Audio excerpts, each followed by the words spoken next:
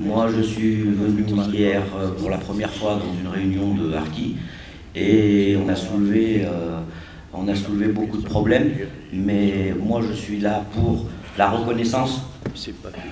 C'est ce qui importe pour moi, même si ma situation passe après.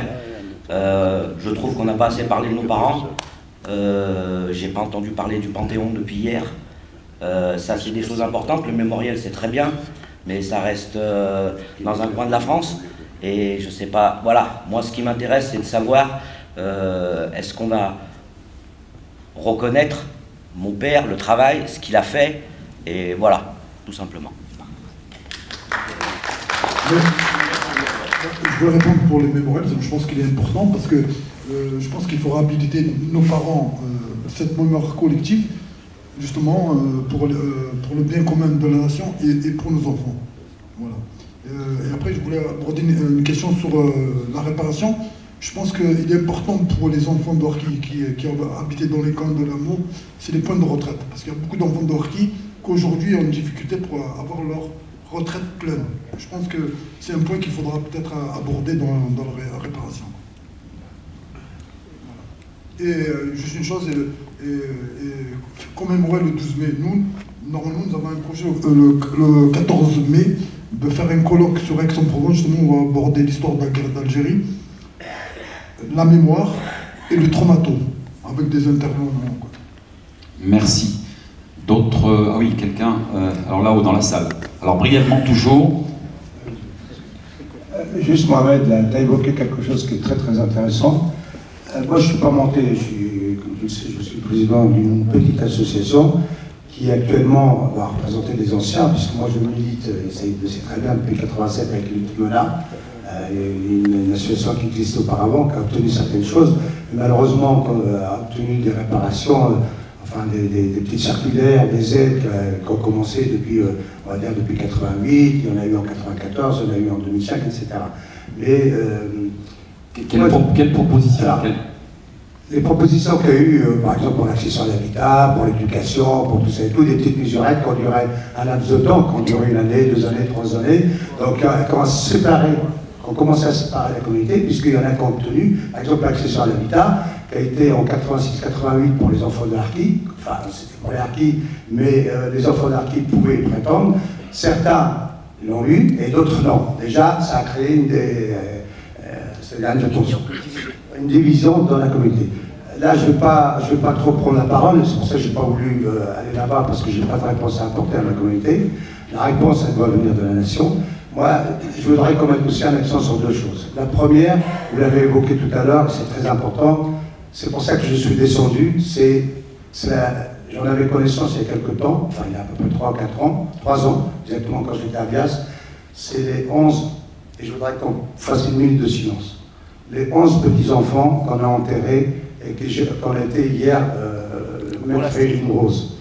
Et puis après je vous passerai, enfin je laisserai la parole à un des anciens artistes. Merci. Alors, une réponse de Saïd. Vas-y, Saïd. Moi, je voudrais qu'on revienne quand même à la loi. Les questions qu'on doit résoudre, c'est qui, d'abord, qu'est-ce qu'on met dedans? Quoi qu'on met dedans? Et comment y arriver? Ce sont ces questions-là qu'il faut résoudre.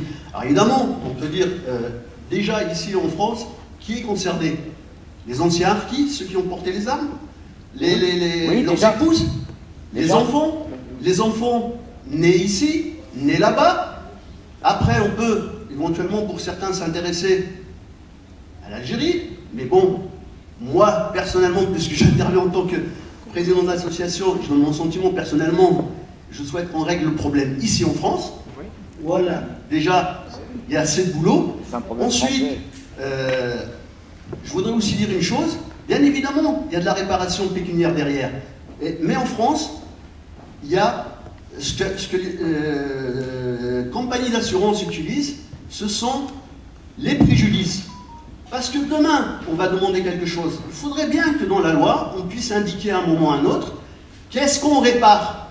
Qu'est-ce qu'on répare? On répare les préjudices corporels, c'est-à-dire les blessures que nos parents ont subies ou que les personnes ont subies pendant la guerre, les séquelles psychologiques, tout ça, il faut le mettre dedans. Mais d'un autre côté, il y a tout ce qu'on appelle les préjudices économiques, matériels. Je ne vais pas rentrer dans le détail, ça part des pertes de chance, par exemple, d'avoir une carrière, de ne pas avoir fait d'études, d'avoir subi des conditions compliquées, le fait de ne pas avoir une bonne retraite, tout ça, la loi, d'après moi, doit l'intégrer.